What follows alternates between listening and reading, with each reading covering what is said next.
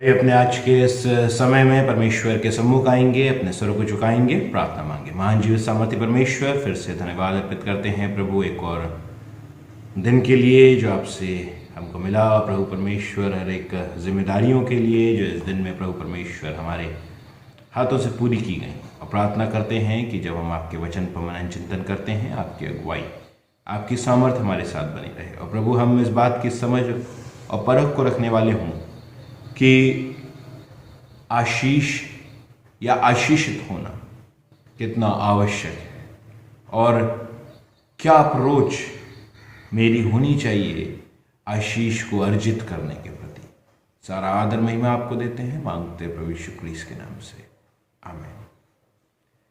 मसीह में प्रिय भाइयों और बहनों, हम अपने मनन चिंतन में आगे बढ़ रहे हैं और आज हम 27वें अध्याय, उत्पत्ति की पुस्तक उसके 27वें अध्याय में पहुंच चुके हैं। और इस अध्याय में होकर हम परमेश्वर के चुने हुए व्यक्ति याकूब के जीवन को देखेंगे और किस प्रकार से वो बहुत ही फेमस टेक्स्ट जहां याकूब आशीष को अर्जित करता है, छल से अर्जित करता है, उसको देखेंगे।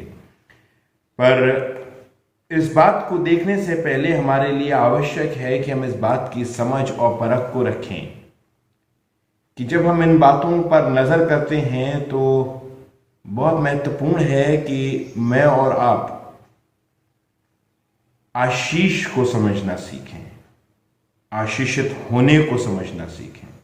क्यों ऐसा होता है कि हमारे मसीही विश्वास में भी, हमारे मसीही ट्रेडिशंस में भी ये बहुत आवश्यक होता है कि हम आशीष को ढूंढते हैं या आशीर्वाद हम चाहते हैं अपने बड़ों से या उन व्यक्तियों से जो मखसूस किए गए हैं। क्योंकि इस पूरे टेक्स्ट में आप एक हंट देखेंगे, इस पूरे चैप्टर में आप एक तीव्रता देखेंगे जो एसाव में और याकूब में है कि वो किस प्रकार से आशीर्वाद को अर्जित कर लें। अगर आप टेक्स्ट में जाएंगे तो आप देखेंगे कि याकूब और एसाव दोनों पुत्र हैं इसहाक के।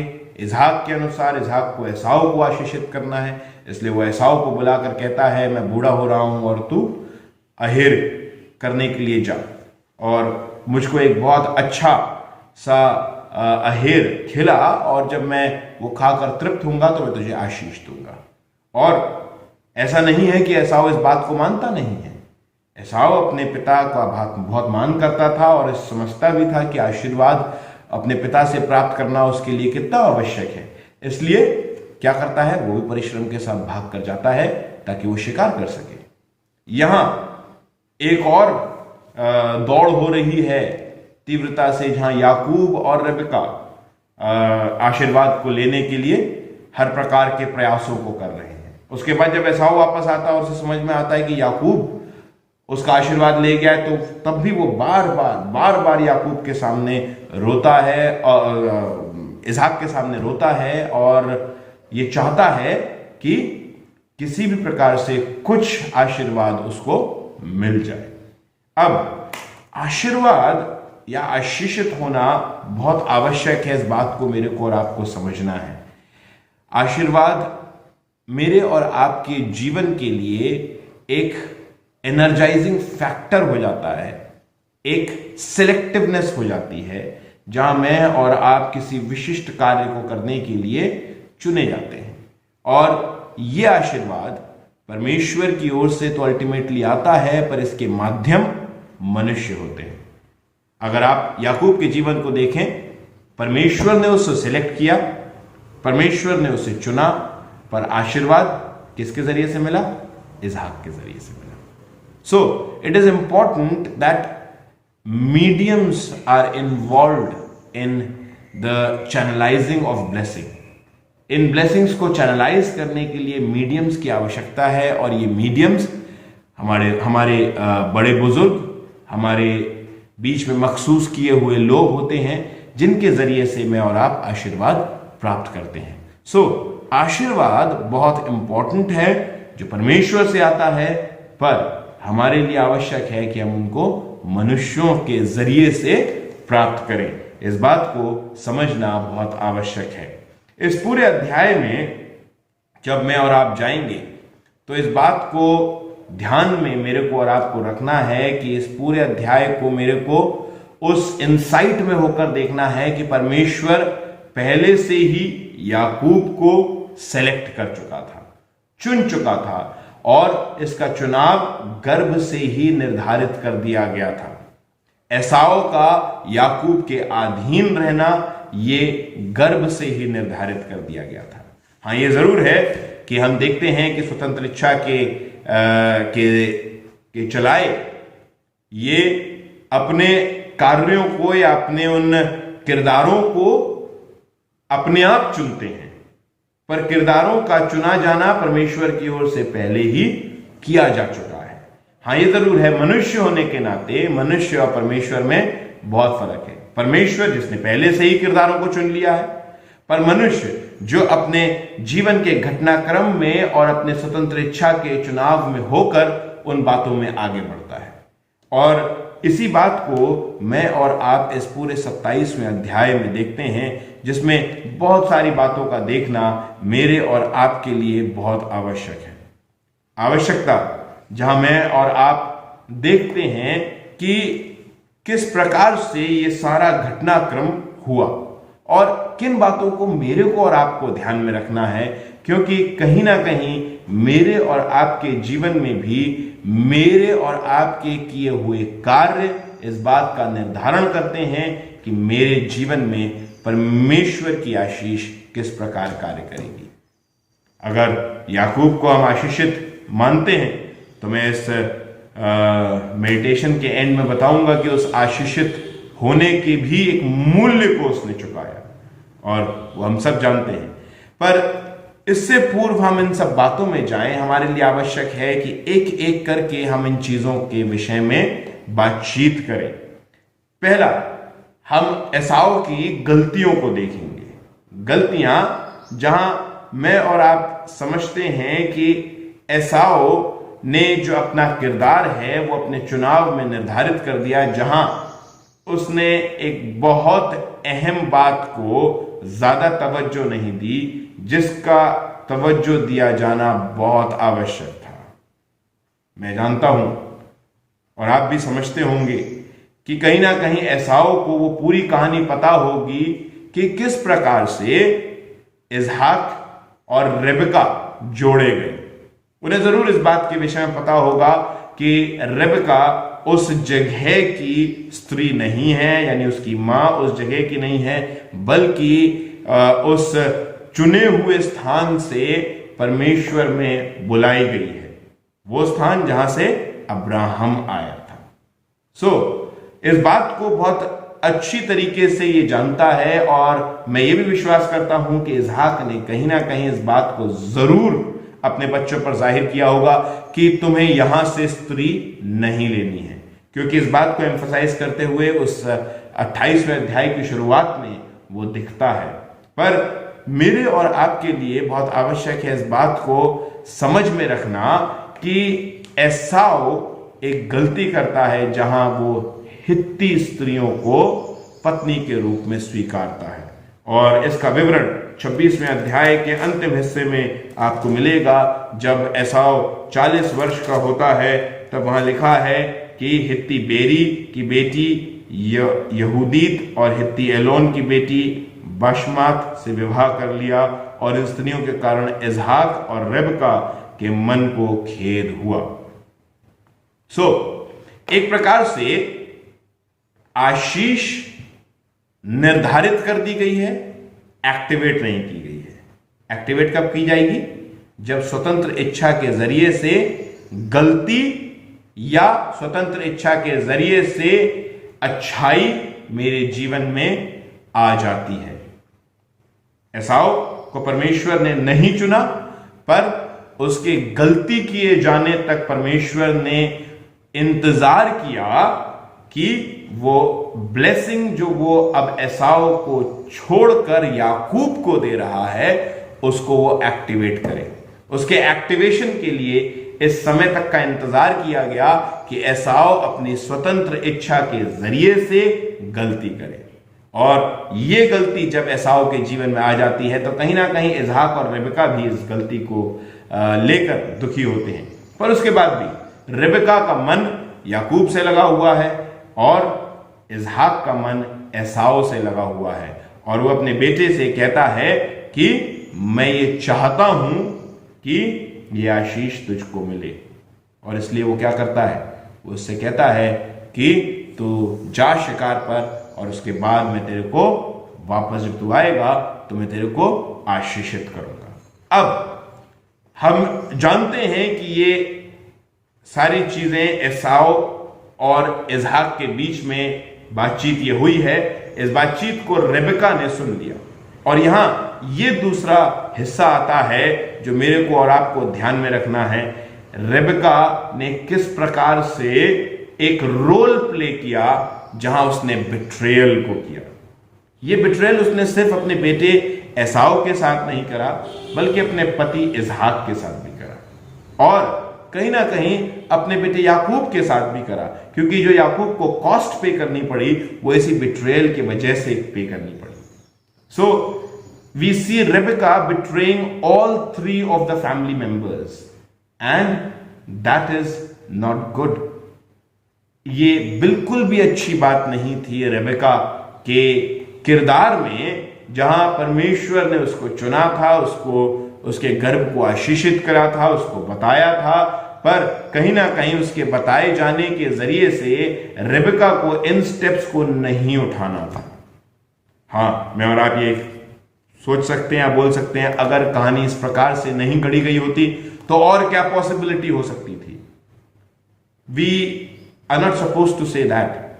मैं और आप इस बात का निर्धारण करने के लिए नहीं है कि अगर ये कार्य ऐसा नहीं किया जाता तो कौन सा और रास्ता होता, क्योंकि एक लेम एक्सक्यूज बहुत आसानी से यहूदा के विषय में कहा जाता है, यहूदा स्क्रोती के विषय में। अगर यहूदा स्क्रोती प्रभु यीशु क्रिस्त को क्या नहीं करता, बिट्रे नहीं करता, तो फिर कैसे वो रास्ता तैयार होता। You know, it's not a headache to think about and decide and to finalise कि इसी जरिए से होकर यह कार्य बना है।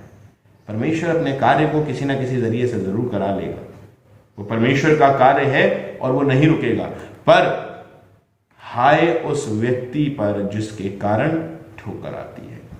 रेबेका यहां पर एक ठोकर का कारण बनी, एक बिट्रेयल का कारण बनी, जहां वो इन बातों को सुनती है, अपने पुत्र को तैयार करती है, परसुएड करती है, और ये एक षड्यंत्र रचा जाता है कि किस प्रकार से वो आशीषें जो इसहाक एसाव को देना चाहता था, जो बनी याकूब के लिए थी, वो किस प्रकार से एक धोखे के तहत इसहाक से याकूब को मिल जाए। एक और रास्ता हो सकता था जो मैं पॉसिबली सोच सकता हूं। इसहाक और रेबेका के बीच में बहुत प्रेम था, पति पत्नी थे। रेबेका परमेश्वर की कही हुई उस बात को जो उसके गर्भावस्था में उसको बताई गई थी, उसके विषय में वो इसहाक को बता सकती थी, परसुएड कर सकती थी, समझा सकती थी। वो दोनों परमेश्वर के पास जा सकते थे, परमेश्वर से प्रार्थना करके पूछ सकते थे, और तब फिर ये कार्य जो याकूब को ब्लेसिंग देने का था वो हो सकता था। पर यह सब नहीं हुआ, एक बिट्रेयल हुआ, और इस बिट्रेयल में जहां रेबेका अपने पुत्र याकूब को भी कहीं ना कहीं धोखा दे रही है, क्योंकि उस धोखे में वो उसको आगे बढ़ा रही है, याकूब इस धोखे में उसके साथ शामिल हो जाता है। You know, many a times what happens is कि जब मैं देखता हूं कि मुझे कुछ बहुमूल्य मिलने पर है, तो मैं ये सोचता नहीं हूं कि मैं किस राह से होकर वहां तक पहुंच रहा हूं। You know, many a times destination becomes so important for us that we don't consider the way. हम रास्ते के विषय में नहीं सोचते, हम डेस्टिनेशन के विषय में सोचते हैं। पर बिब्लिकली और परमेश्वर के उस अनुग्रह में, उस इच्छा में, उस सोच में मेरे और आपके लिए आवश्यक है कि हम ना सिर्फ डेस्टिनेशन के विषय में सोचें, बल्कि रास्ते के विषय में भी सोचें। क्या रास्ता मैं इख्तियार कर रहा हूं उस डेस्टिनेशन तक पहुंचने के लिए, यह बहुत आवश्यक है। इस व्यक्ति ने डेस्टिनेशन को तो प्राप्त कर लिया, पर रास्ता गलत लिया, और इसके कारण ये एक बहुत बड़े सजा को परमेश्वर से पाता है। जहां हम याकूब के विषय में बात कर रहे हैं, और याकूब को भी कहीं ना कहीं सजा मिलती है। आप और मैं सोचेंगे ये कैसी बात है, क्योंकि याकूब तो आशीषित हुआ, पर वो आशीष याकूब के जीवन में 14 वर्ष के दासत्व को लेकर आई। 14 वर्ष के दासत्व को, जो हम आगे के चैप्टर्स में जाकर देखेंगे।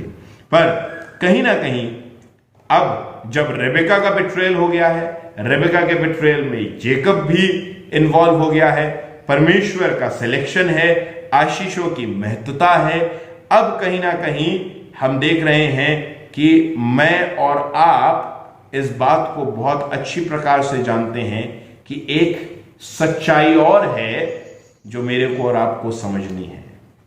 अगर आप मेरे साथ 19वीं आयत को पढ़ेंगे 27वें अध्याय की, तो आप देखेंगे इस बात को। 18वीं और 19 दोनों आयत पढ़ेंगे हम लोग। तब वो अपने पिता के पास गया, यानी याकूब, और कहा, हे मेरे पिता। उसने कहा, क्या बात है? हे मेरे पुत्र, तू कौन है?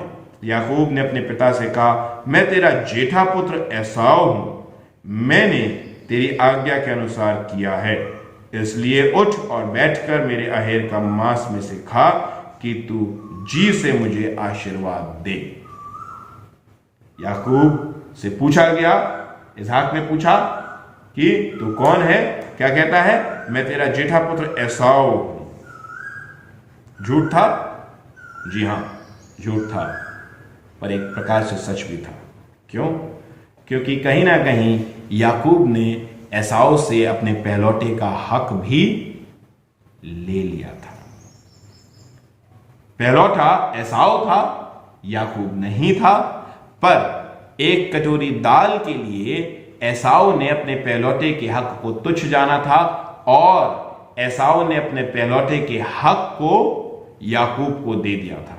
यानी अब अगर ये बात जो वो कह रहा है कि मैं तेरा जेठा पुत्र हूं, तो कहीं ना कहीं सच बोल रहा है, क्योंकि उसने उस अधिकार को चाहे फिर से, छल से, चालाकी से, पर उसने उसको अर्जित किया था। और जब अर्जित किया था तो वो अपने आप को उसी लिहाज में अपने पिता के सामने पोज कर रहा है। अब अगेन ये एक डिबेटेबल इशू है कि क्या इस प्रकार के सच को हम सच बोलेंगे या झूठ बोलेंगे। मैं इन बातों को आप पर छोड़ता हूं, पर मेरे और आपके सोचने और विचारने के लिए हम इस एंगल को भी मेरे लिए और आपके लिए देखना बहुत आवश्यक है। याकूब इसहाक से कह रहा है, मैं तेरा जेठा पुत्र हूं। जेठा ओरिजिनली नहीं हूं, पर मैंने जेठे होने के उस अधिकार को अब अर्जित कर लिया है, बड़े चालाकी के साथ, पर मैंने उसको अर्जित कर लिया है। और इस बात के विषय में मैं समझता हूं एसाव जानता था, कहीं ना कहीं इसहाक जानता था या नहीं था, इसके विषय में नहीं लिखा है, क्योंकि एसाव जब वापस आता है भागकर, तो एसाव इस विषय में अपने पिता इसहाक से कहता है कि उसने एक बार नहीं 2 बार मेरे साथ ये कार्य किया है। पहला उसने मेरे पहलौठे के हक को ले लिया, और अब उसने मेरे आशीषों को ले लिया। एसाव इस बात को जानता था, इस बात को जानता था। कहीं ना कहीं एक गलती जो एसाव से हुई, जहां उसने अपने पहलौठे के हक को धिक्कारा, और एक और गलती भी जो उसके जीवन से हुई, जहां उसने पराई स्त्रियों को, अन्य स्त्रियों को स्वीकार लिया। ये 2 गलतियां कहीं ना कहीं एसाव के लिए, उसके जीवन के लिए बहुत भारी पड़ गई। आशीष मैं और आप सब पाना चाहते हैं, पर मेरे जीवन का क्या, या मेरे जीवन के कार्यों का क्या, जिनके बारे में हम कई बार बहुत ज्यादा सोच विचार नहीं करते हैं, क्योंकि इनके विषय में अगर मैंने सही प्रकार से सोचा और विचारा, तो मैं इस बात का निर्धारण करूंगा कि वो आशीषें जो परमेश्वर ने पहले से ही चुनकर मेरे जीवन में रखी हैं, उनको मैं अपने इस स्वतंत्र इच्छा के कार्य में होकर एक्टिवेट कर दूंगा। एसाव ने इस बात को बहुत हल्का माना, दोनों बातों को, जहां उसने अपने पहलौठे के हक को बहुत हल्का माना और उसको एक दाल के लिए दे दिया, और उसके बाद दूसरी अन्य स्त्रियों को अपने पत्नी होकर स्वीकारने को भी उसने बहुत हल्का माना। उसने अपने पिता और अपनी माता के विषय में या उनके शिक्षा के विषय में नहीं सोचा। यहां ये मैरिज जो है कई बार मेरे और आपके जीवन के बदलाव को लेकर आती है। एक बात बहुत महत्वपूर्ण है, शादी ये डिसाइड करती है कि आपका कितना आशीषित या कितना श्रापित जीवन होगा। माफ कीजिएगा, मैं शब्द का इस्तेमाल कर रहा हूं। मैंने लोगों को देखा है उनके विवाह के जरिए से और आशीषित होते हुए, और विवाह के जरिए से उनका पतन होते हुए भी मैंने देखा है। परमेश्वर में प्रिय भाई और बहनों, ये बात बहुत आवश्यक है कि मैं और आप इस बात पर ध्यान दें, क्योंकि याकूब जब अपने पिता और अपनी माता के पास से जा रहा था, कई बार हम कहते हैं कि वो भागा है, पर अगर आप टेक्स्ट को बहुत ध्यान से पढ़ें तो एसाव जरूर गुस्सा था, पर एसाव ने इस बात को ठाना था कि इसहाक के मरने के बाद वो याकूब से बदला लेगा। पर उसके जीते जी उसकी माता और उसके पिता दोनों उसको लाबान के घर को भेज देते हैं, और ये कहीं ना कहीं एक प्लान्ड ट्रैवल था जो याकूब का हुआ था। सिचुएशनल जरूर था पर प्लान्ड था। और आप देखें तो यहां रेबेका भी इसहाक से बातचीत कर रही है, और रेबेका भी याकूब से बातचीत कर रही है, और इसहाक भी याकूब से बातचीत कर रहा है। देखिए 46वीं आयत उत्पत्ति उसके 27वें अध्याय। फिर रिबका ने इसहाक से कहा, हित्ती लड़कियों के कारण मैं अपने प्राण से घिन करती हूं, इसलिए यदि ऐसी हित्ती लड़की में से जैसी देश में लड़कियां हैं याकूब भी एक से कहीं विवाह कर ले तो मेरे जीवन में क्या लाभ होगा। तब इसहाक ने याकूब को बुलाकर आशीर्वाद दिया और आज्ञा दी, तू किसी कनानी लड़की से विवाह ना कर लेना, पद्दनराम में अपने नाना बतूएल के घर जाकर वहां अपने मामा लाबान की एक बेटी से विवाह कर लेना। सर्वशक्तिमान ईश्वर तुझे आशीष दे और फलवंत करके बढ़ाए, और तू राज्य की मंडली का मूल हो। You know, in this blessing marriage was holding an important place. उसने कहा कनानी स्त्री से शादी ना करना। रेबेका इसहाक को बता रही है, इसहाक याकूब से बातचीत कर रहा है, और जब वहां बातचीत हो रही है तो इस बात पर बहुत महत्व दिया जा रहा है, एम्फसाइज किया जा रहा है कि तू किसी भी प्रकार से कनानी स्त्री से विवाह ना कर लेना। तेरा विवाह बहुत महत्वपूर्ण है, क्योंकि ये जो आशीष तेरे को अब मिल गई है, इस आशीष का निर्धारण, इसका एक्टिवेशन इस बात पर आधारित है। और हम जानते हैं कि याकूब ने जरूर एक कॉस्ट पे करी, 7 साल लिया के लिए, 7 साल राहेल के लिए, 14 वर्ष वो पूरे दासत्व में लाबान के रहा, वहां उसकी सेवा करी, और उसके बाद जब वो एक्टिवेट हो गई आशीष, तो उसका नाम बदला गया और वो याकूब से इज़राइल बन गया, और उसके बाद वो आशीषों में होकर अपने जीवन में आगे बढ़ता है। परमेश्वर में फिर से इस बात को मेरे को और आपको ध्यान करना है कि मेरे और आपके जीवन के कार्य किस प्रकार से हैं, क्योंकि आज का मेरा किया हुआ कार्य कल के मेरे जीवन को निर्धारित करेगा। कल मेरे जीवन में परमेश्वर की आशीषें किस प्रकार की होंगी, उसकी उपस्थिति किस प्रकार से होगी, उसकी आत्मा की प्रेजेंस मेरे जीवन में कितनी होगी, इन सब बातों का निर्धारण मेरे कार्य करते हैं। तो कितना आवश्यक है कि मैं और आप अपने कार्यों पर नजर करें, ध्यान करें, और अपने कार्यों को परमेश्वर के अनुसार चलाने वाले हों, क्योंकि चाहे आशीषें मिल भी जाएं, एक्टिवेट तभी होंगी जब मैं अपनी स्वतंत्र इच्छा से कार्य करूंगा। प्रार्थना करें। महान जीवित सामर्थी परमेश्वर, हम हृदय से आपका धन्यवाद अर्पित करते हैं आपकी तमाम आशीषों के लिए। प्रार्थना करते हैं आपकी अगुवाई, आपके सामर्थ्य में हमारे जीवन आपकी आशीषों को प्राप्त करें, और हमारे जीवन के कार्य इस प्रकार के हों कि वो आशीषें हमारे जीवनों में घर करें, और प्रभु परमेश्वर हमारे जीवनों के लिए सच में एक आशीष का, एक अनुग्रह का कारण बन सके। सारा आदर महिमा आपको देते हैं, हम सब अपने आप को आपके हाथों में अर्पित करते हैं, मांगते प्रभु यीशु क्रिस्त के नाम से, आमीन। आए हमारे बाप जो आसमान पर है, तेरा नाम पाक माना जाए, तेरी बादशाहत आए, तेरी मर्जी से आसमान पर होती है, जमीन पर भी हो। हमारे रोज को आज हम बख्श दे, जिस तुम स्वर्ग को माफ़ करते हैं तो हमारे कसूरों को माफ़ कर, हमें आजमाइश न पड़ने दे बल्कि बुराई से बचा, क्योंकि बादशाहत कुदरत जलाल हमेशा दे रही है, आमीन। और हमारे खुदावंद यीशु मसीह का फजल, खुदा बाप की मोहब्बत और वह पाक की रिफाकत और शराकत हमें से प्रत्येक के साथ, तमाम विश्वासियों के साथ, विशेष रूप से कलीसिया के साथ, आपसे लेकर हमेशा तक होती रहे, आमीन। सबको जय मसीह की।